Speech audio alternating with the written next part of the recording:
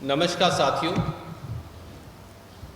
आज एक अत्यंत लोगों की ज़िंदगी से जुड़ा 2.5 करोड़ से अधिक हरियाणवियों की ज़िंदगी से जुड़े मुद्दे को लेकर हम आपके बीच में उपस्थित हैं। अगर मैं उसको 2 या 3 लाइनों में उसका सार अगर बताऊं तो कलेक्टर रेट की मार से जनता का पैसा गायब और वसूली वाली भाजपा सरकार है नायब। ये हरियाणा के लोग अब कलेक्टर रेट की मार पड़ने के बाद कह रहे हैं। कलेक्टर रेट बढ़ोतरी से एक अनुमान ये है कि हरियाणा की जनता पर लगभग 5,000 करोड़ का सालाना अतिरिक्त बोझ पड़ने वाला है। जमीन महंगी, घर महंगे, फ्लैट महंगे, महंगाई 7वें आसमान पर। शायद इसीलिए लोग कह रहे हैं कि भाजपा है तो महंगाई है।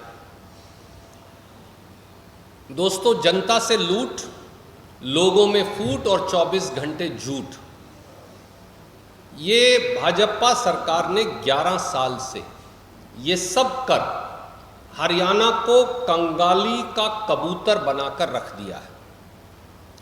जनता से बिना किसी संवाद, बिना किसी चर्चा, बगैर किसी मापदंड, बगैर किसी तर्कपूर्ण आधार के 8 महीने में 2 बार हरियाणा में कलेक्टर रेट की बढ़ोतरी हो गई, बेतहाशा वृद्धि हो गई। ये नायब सैनी सरकार के निकम्मेपन, तानाशाही और आर्थिक कुप्रबंधन का प्रमाण है।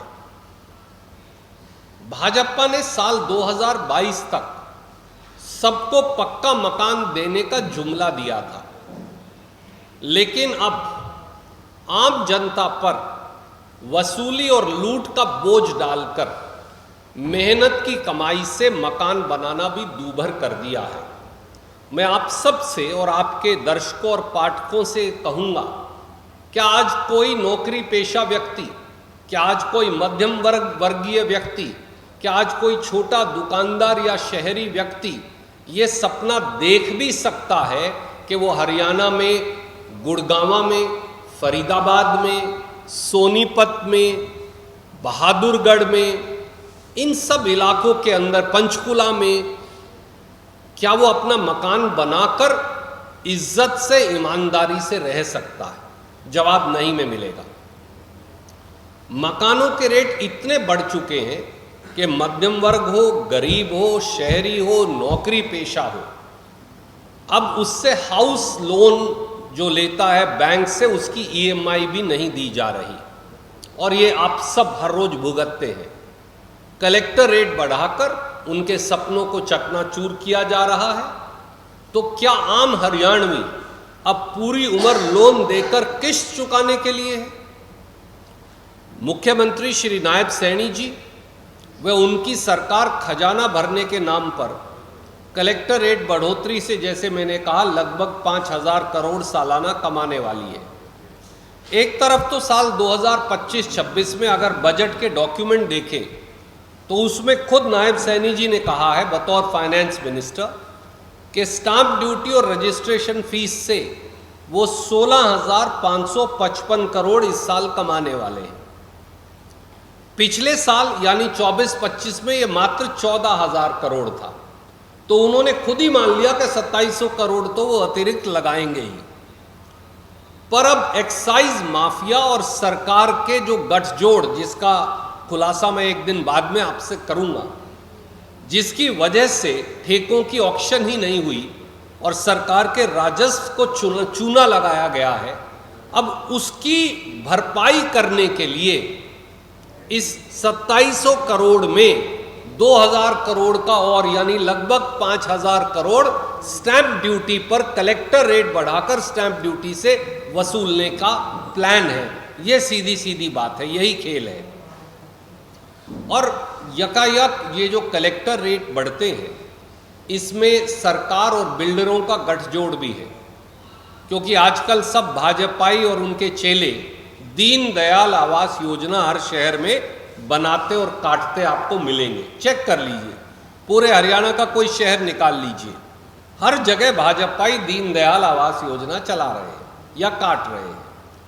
और बाकी के भी जो बिल्डर्स हैं, जैसे ही आप कलेक्टर रेट बढ़ाते हैं, खड़े खड़े उन सब की प्रॉपर्टीज़ की कीमत उतनी और बढ़ जाती है, इजाफा हो जाता है। और आखिर में इसको भुगतता कौन है? जो फ्लैट लेगा, जो मकान लेगा, जो प्लॉट लेगा, आखिर में ये पैसा उसको देना पड़ता है। और यही नहीं, मैंने एक छोटा सा आंकलन और भी किया।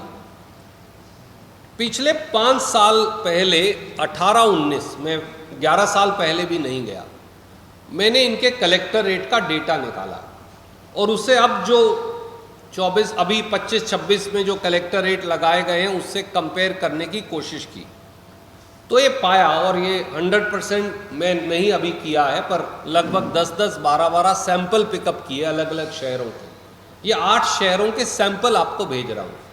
250-250% पिछले 5 साल में कलेक्टर रेट बढ़ा दिए गए। तो 5 साल में हरियाणा में 250% प्रॉपर्टी बढ़ गई। मैं आपको 2 या 3 पढ़कर बताता हूँ। गुड़गांव को ले लीजिए, group housing cooperative society all sector, 18-19 में कलेक्टर रेट था 3,600 रुपया पर स्क्वायर फीट। अब कलेक्टर रेट जो उन्होंने वेबसाइट पर लगाया है, हो सकता है उससे भी ज़्यादा हो, वो है 9,500 रुपया पर स्क्वायर फीट। यानी कितनी बढ़ोतरी हुई? 250% से ज़्यादा की बढ़ोतरी हो गई। इन्होंने तो मंदिरों को भी नहीं बख्शा। कहते तो हैं हम धर्म का आदर करते हैं। रिलीजियस प्लेसेस यानी मंदिर के लिए जो ज़मीन अलॉट होती थी, 18-19 में उसकी कीमत थी 11,300 रुपया गज। अब कलेक्टर रेट कर दिया है 19,800 रुपया गज, यानी 70% तो वो भी बढ़ा दी। तो ना मंदिर को बख्शा, ना छोटे प्लॉट वाले को बख्शा, ना मकान वाले को बख्शा, ना फ्लैट वाले को बख्शा। और ये लगभग कहानी यही है। मैं एक और शहर का आपको उदाहरण देता हूँ, वो फरीदाबाद। नचोली एक गांव है जो अब आबादी में आ गया है, जो वहाँ के रहने वाले साथी वो जानते हैं। वहाँ कलेक्टर रेट 18-19 में था 6,000 रुपया गज, आज है 14,000 रुपया गज, अब बढ़ाकर कर दिया। DLF इंडस्ट्रियल एरिया में लोग प्लॉट ले लेते थे, बहुत पुराना कटा हुआ, सबसे पुराना है, हमने भी बाद में बनाया था। वहाँ 18-19 में कलेक्टर रेट था 10,000 रुपया गज, इन्होंने बढ़ाकर कर दिया 22,000 रुपया गज, 120% बढ़ोतरी। पिछले नचोली में थी 130%। भसकोला एक और गांव है जहाँ छोटे छोटे मजदूर या दूसरे मध्यम वर्गीय साथी या कर्मचारी या रिटायर्ड कर्मचारी मकान बना लेते हैं। वहाँ भसकोला में रेजिडेंशियल रेट था 6,000 रुपया गज 18-19 में, अब हो गया 12,500 रुपया गज, यानी 110% का इजाफा 5 साल में। एक और छोटा सा गांव है भूपानी, फरीदाबाद में, वहाँ 18-19 में कलेक्टर रेट था 6500 रुपया गज, अब हो गए 14,000 रुपया गज, यानी 110% का इजाफा। महवतपुर, हो सकता मैं थोड़ा प्रोनाउंसिएशन गलत हो, 6,000 रुपया गज 18-19 में था, अब हो गया 12,500 रुपया गज, 110%। और ये मैं लिस्ट आपको भेज रहा हूँ। अब फरीदाबाद भी छोड़ दीजिए, एक करनाल का सैंपल बताता हूँ। मॉडल टाउन तो खट्टर साहब खुद रहते थे वहाँ उसके साथ ही, और शायद अभी भी उसके आसपास ही रहते। मॉडल टाउन में 18-19 में कलेक्टर रेट था 23,000 रुपया गज करनाल में, अब हो गया 55,000 रुपया गज, 240% का इजाफा।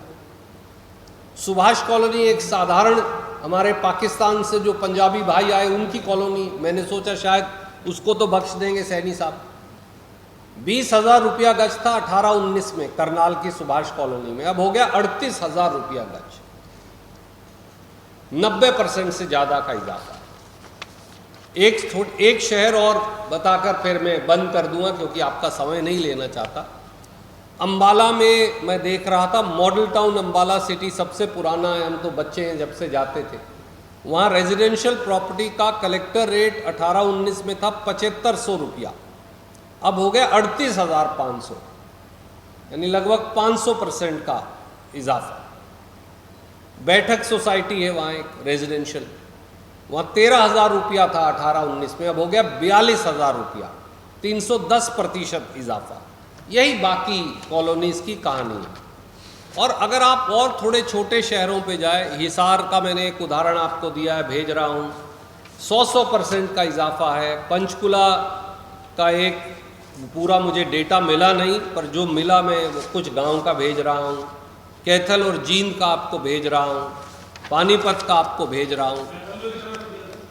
काफ़ी है, आप चार्ट देख लेंगे तो वही 100%, 90%, 80%, 150%, ये औसत है पिछले 5 साल की। साथियों, मेरा आपसे और आपके माध्यम से आपके दर्शकों और पाठकों से इतना ही कहना है, हम मुख्यमंत्री श्री नायब सैनी और भाजपा सरकार से 10 सवाल पूछना चाहते हैं। पहला सवाल, भाजपा सरकार कलेक्टर रेट में अनाप शनाप बढ़ोतरी कर हरियाणा के नौकरी पेशा, मध्यम वर्ग, आम शहरी पर 5,000 करोड़ का अतिरिक्त बोझ क्यों डाल रही है? अगर सैनी साहब कहें ये 5,000 करोड़ नहीं है तो कृपया आगे आएं और बताएं वो कितने हज़ार करोड़ है, क्योंकि मैंने ही दिखा दिया आपको 14,000 से 16,555 करोड़, तो लगभग 2,600 करोड़ तो वो लगाने ही वाले थे, और ये 20% वही मान रहे हैं कि इजाफा और हुआ। क्या ये सही नहीं कि हाल में बिजली दरों में भी 5,000 करोड़ बढ़ाए थे? मैंने जो रेगुलेटरी कमीशन की रिपोर्ट आपको दिखाई थी यहीं पर, इसी मंथ से, तो 5,000 करोड़ बिजली के बढ़ा दिए, 5,000 करोड़ स्टैंप ड्यूटी के बढ़ा दिए। भैया, हरियाणा के लोग कहाँ जाएं? दूसरा सवाल, क्या ये सही नहीं कि कल उन्होंने प्रेस विज्ञप्ति जारी की, वो ये शाम को, और उसमें बड़े आंकड़ों की हेराफेरी की कोशिश की, और उसमें ये कहा कि जो बढ़ोतरी है वो 10-15% से 50% तक की है। ये चार्ट उसके पन्ने 2 पर मैं पढ़ रहा हूँ, ये था। तो अगर आप यही सही मान लो तो औसत 25% हो गई ना, 10 से 50% की औसत 25 मान लो, वैसे 30 हो जाएगी पर 25 ही मान लो आप।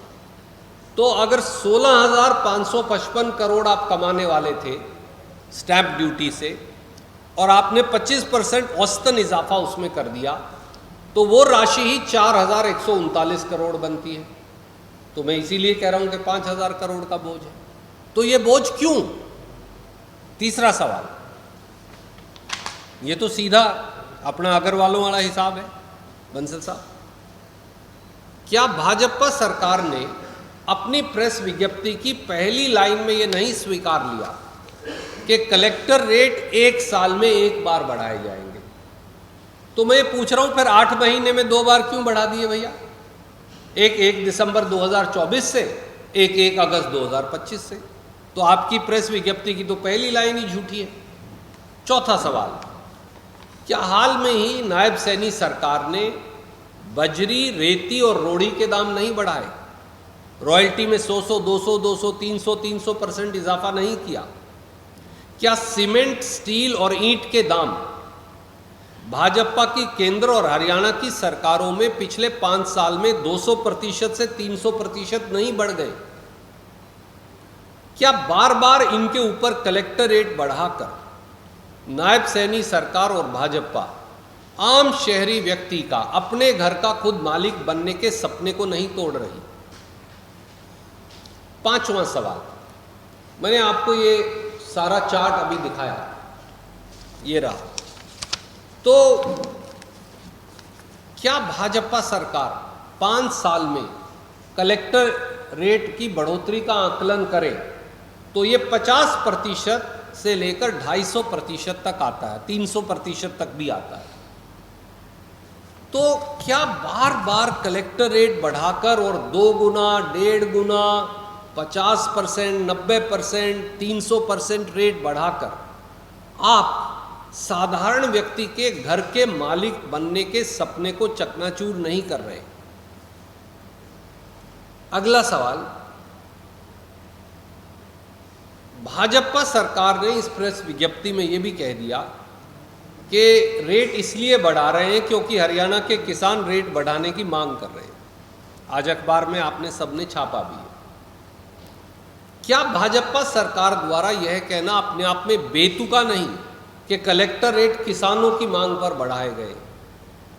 क्या सुप्रीम कोर्ट ने एक नहीं, दो नहीं, 12 बार से अधिक ये निर्णय करके नहीं कहा कि कलेक्टर रेट किसान की जमीन की अधिग्रहण की कीमत के आंकलन का आधार ही नहीं हो सकता? तो भैया, जब मेरी जमीन की अधिग्रहण हुई जमीन की वैल्यू आंकने का आधार ही कलेक्टर रेट नहीं हो सकता, तो क्यों हमें मंडकर लोगों पर बोझ डाल रहे हो? और वो कौन सी जमीन है 40-40, 50-50 साल पुराने बसे शहरों में किसान की, जो अब आप एक्वायर कर रहे हो? क्योंकि आप तो गरीबों की बस्तियों, मध्यम वर्ग की बस्तियों, पाकिस्तान से आए हमारे पंजाबी भाई, हमारे अग्रवाल भाई, छोटे छोटे दुकानदार साथी, उन पर ये बोझ डाल रहे हैं। वहाँ कौन सी खेती की ज़मीन है ही नहीं।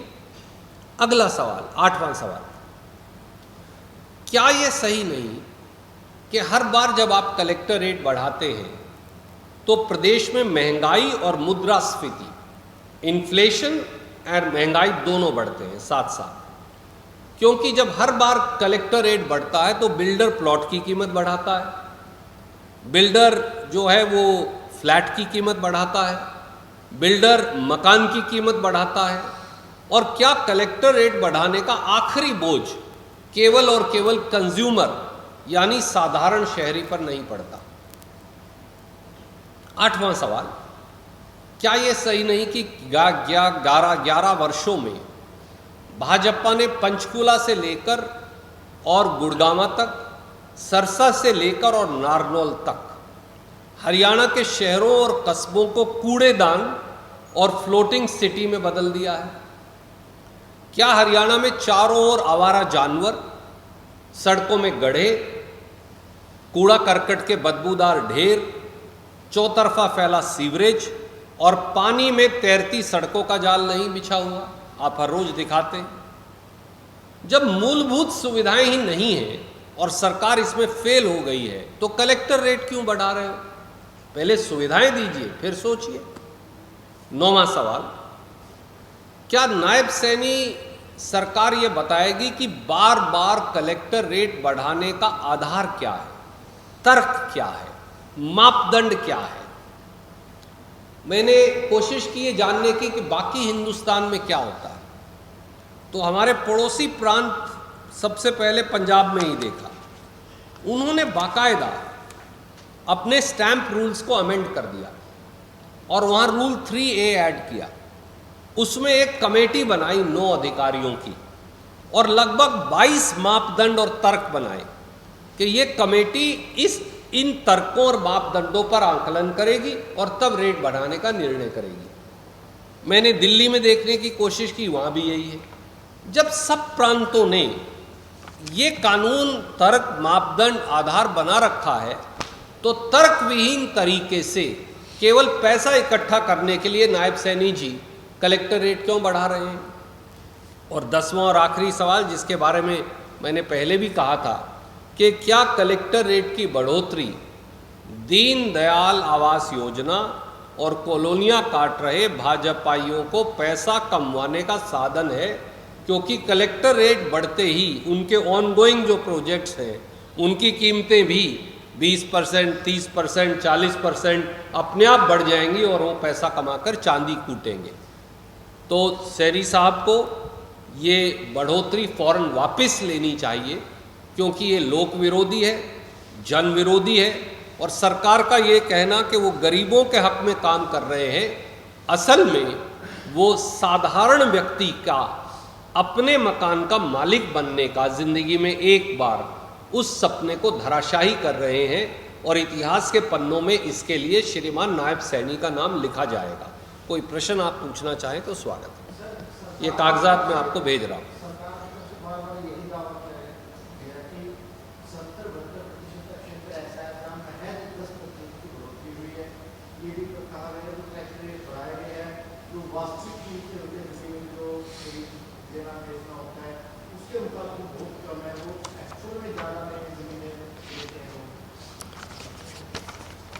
केवल अगर बयानबाजी से काम चल सकता तो एक अलग बात थी। मैं आपका ध्यान आकर्षित करूंगा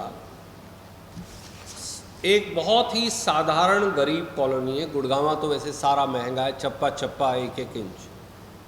मैं इसलिए उसका नाम लिख दिया, महावीरपुरा। वो भी छोड़ दीजिए और नीचे आ जाइए। ग्रुप हाउसिंग सोसाइटी के फ्लैट्स जो हैं सेक्टर 104 से 115, वो सबसे साधारण नौकरी पेशा क्लास सी क्लास डी का एम्प्लॉय लेने लग रहा है गुड़गांवा में, जो उधर सेटल होना चाहता है, जो दक्षिणी हरियाणा या गुड़गांवा, रेवाड़ी, फरीदाबाद का है। 104 से 115 बिल्कुल आखिर वाले सेक्टर है। वहाँ लाइसेंस कॉलोनी में फ्लैट का रेट था 2018-19 में 3000, वो अब 4200 हो गया। हुड्डा में अगर कोई फ्लोर लेना चाहे रेट था 5500, वो 7800 हो गया।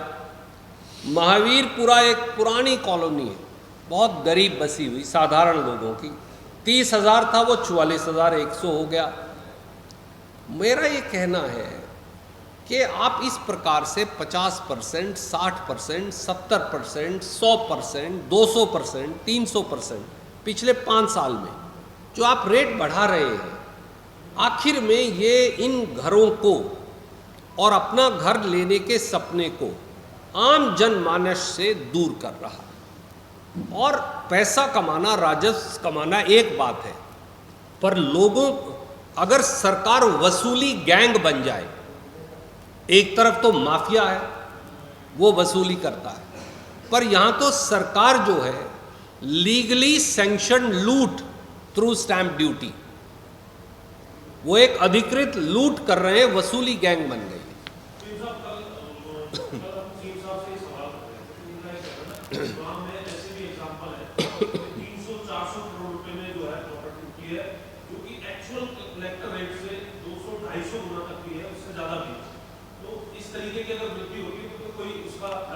क्या मैं माननीय आप जितेंद्र जी, क्या मैं माननीय नायब सैनी जी से पूछ सकता हूं, क्या उन्होंने कभी section 47A Indian stamp act पढ़ा है?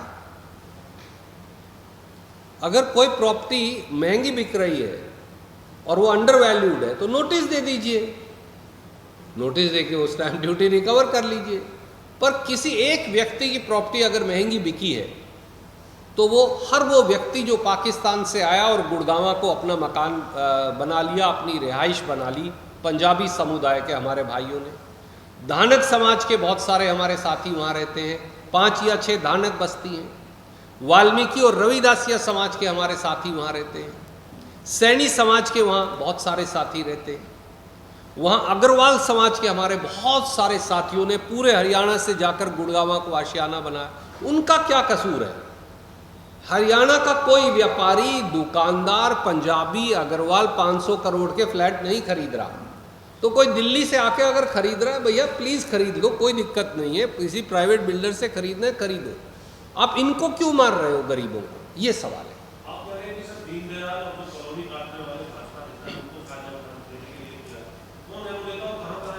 देखिए आदरणीय साथी, मैंने ये उदाहरण दिया,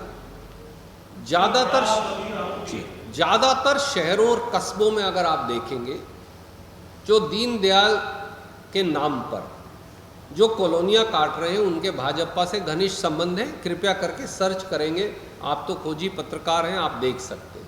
सवाल ये है, इससे भी बड़ा है, हर बार जब आप कलेक्टरेट बढ़ाते हैं, हरियाणा में इस समय, मैं एक जगह कहीं पढ़ रहा था, मैजिक ब्रिक्स या किसी वेबसाइट पर, लगभग 10 करोड़ से 25 crore square feet residential under development है अलग अलग शहरों में। जैसे ही आप कलेक्टर रेट बढ़ा देते हैं 20%, कम से कम ले लीजिए, तो उस फ्लैट की या प्रॉपर्टी की कीमत 20% चढ़ जाती है। तो अब अगर मुझे या आपको कोई फ्लैट लेना है तो मुझे उसका 20% कीमत और अतिरिक्त चुकानी पड़ेगी। सरकार को तो 6 या 7% स्टैंप ड्यूटी मिली ना, पर लोगों को 20% कीमत ज़्यादा देनी पड़ी। तो थोड़ा देख कर बढ़ाइए, इलाके देख कर बढ़ाइए, जो बहुत महंगे इलाके बढ़ा लीजिए, पर आम जनमानस पर, SC BC समाज पर, अग्रवाल पंजाबी समाज पर जब आप इस प्रकार का इस्टेब्लिश्ड कॉलोनी जो 100 साल से हैं उनके कलेक्टर रेट बढ़ाकर बोझ डालते हैं तो हरियाणा के साधारण व्यक्ति की कमर टूटती है।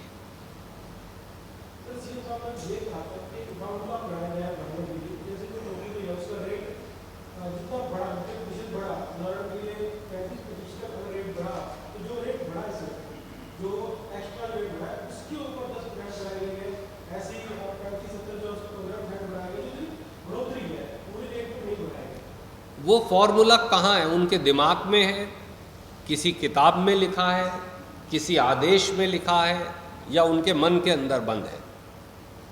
हमने तो कहीं देखा नहीं ऐसा कोई फॉर्मूला। इसीलिए मैं ये कोशिश करता हूँ कि एक प्रतिलिपि ये पंजाब के कानून की भी आपको भेजता हूँ। हर प्रांत के अंदर जब आप कलेक्टर रेट बढ़ाते हैं तो उसका तर्क है, मापदंड है और आधार है। तीन चीजें, तर्क है, मापदंड है, आधार है। जिला लेवल पर 10 अधिकारियों की एक कमेटी है, उसमें कलेक्टर भी है पर अकेले कलेक्टर नहीं है, उसमें पीडब्ल्यूडी के अधिकारी हैं, पंचायती राज के अधिकारी हैं, हर जगह रेवेन्यू के अधिकारी हैं, उसमें फॉरेस्ट के अधिकारी हैं, दूसरे अधिकारीगण भी हैं, पब्लिक हेल्थ के अधिकारी भी हैं, दूसरे लोग भी हैं। ये सब बैठकर फिर वहाँ लिखा हुआ मापदंड है। अगर आप वो देखेंगे तो आप ये पाएंगे कि इतने फुट के बाद ये इजाफा होगा। हो सकता है कोई बहुत पुरानी कॉलोनी, ये 9 सेक्टर चंडीगढ़ बहुत पुराना है, पर यहाँ तो सब मकान पहले से बने हुए हैं। किसी व्यक्ति को ज़रूरत होगी या किसी के परिवार में किसी बड़े की मृत्यु हो गई तो ही वो बेच कर जाता, नहीं तो जाता ही नहीं वो। तो जब वो बेच कर जाएंगे तो उन पर इतना बोझ क्यों डाल रहे हैं आप? यहाँ कोई कमर्शियल एक्टिविटी थोड़ी हो रही है। और गुड़गामा है, पंचकुला है, फरीदाबाद है, करनाल है, कुरुक्षेत्र है, सोनीपत है, रोहतक है, कैथल भी है, जींद, हिसार है। इन सब शहरों में लोग रिटायरमेंट के बाद गांव से आकर शहरों में बसते। इन सब लोगों पर जो एक फ्लैट, एक 200 गज का मकान, एक 100 गज का मकान, एक 400 गज का मकान बनाते हैं, उन सब पर ये बोझ क्यों डाल रहे हैं? बात इतनी।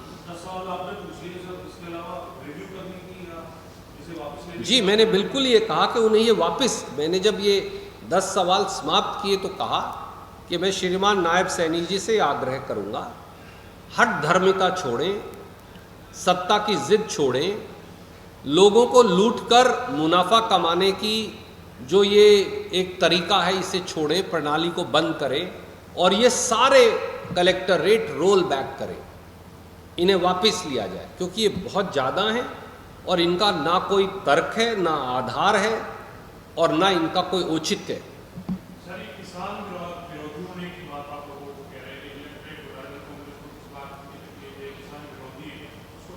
जैसा मैंने आपको बताया, मैं तो खुद एक किसान हूँ, पर उसके साथ साथ क्योंकि अपनी बात का अध्ययन करके ही आपके समक्ष रखता हूँ, सुप्रीम कोर्ट ने बार बार ये कहा है, मेरे जैसे कई साथी जिनके पास और एविडेंस नहीं था वो लगा देते, देखो जी ये कलेक्टर रेट है, ये तो दे ही दो मुझे।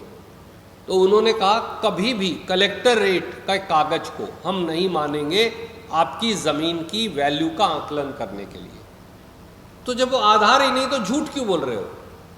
इसे बोलते हैं एक चोरी, एक सीना जोरी, जो बीजेपी की सरकार कर रही है। वो बेवकूफ़ बनाने के लिए ये बात कह रहे हैं, पर ये बात ना तर्क संगत है, ना कानून पर आधारित है।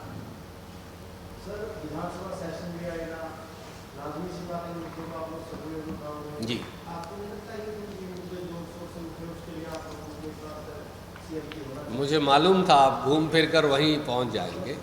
देखिए, मैं तो एक कार्यकर्ता हूं पार्टी का, ये मैं निर्णय मेरे अधिकार क्षेत्र में नहीं है, पर मैं आपका जो आग्रह है वो माननीय हमारे प्रभारी महासचिव जो हैं बीके हरिप्रसाद जी, उन तक अवश्य पहुंचाऊंगा और उन्हें बताऊंगा भी कि हमारे एक सजग पत्रकार ने ये अच्छा सुझाव दिया है, सकारात्मक तौर से लिया जाना चाहिए, और मैं उसी सकारात्मक तौर से लेके आपकी इस भावना को उन तक पहुँचा। साहब, इसका निर्णय भी वही कर सकते हैं, क्योंकि संगठन का निर्णय राहुल गांधी जी खुद आए थे, वो प्रक्रिया जारी है। मुझे ये विश्वास है राहुल जी जब कोई बात कह देते हैं तो वो बात पूरी होती है। अगले फोर्टनाइट से कम में, 15 दिन से कम में, मुझे किसी ने बताया नहीं है, मैं आपको कह दूं कि हाँ मैं अधिकृत हूँ, पर जो प्रक्रिया कर रहे हैं बीके हरिप्रसाद जी और दूसरे साथी, मुझे लगता है अगले 15 दिन 20 दिन के अंदर संगठन का गठन वो कर देंगे। जी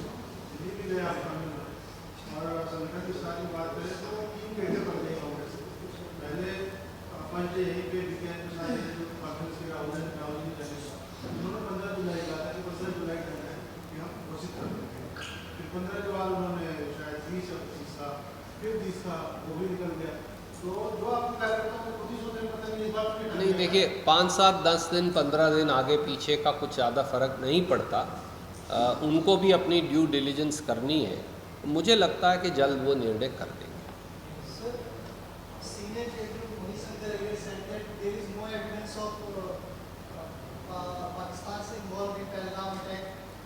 Well, he is not a member of Congress party. Why should I comment on his opinion? Somebody can have an opinion. आप भी ध्यान मत दीजिए। My advice to you is don't pay attention. उससे ध्यान भटकता है देश का। हाँ सर,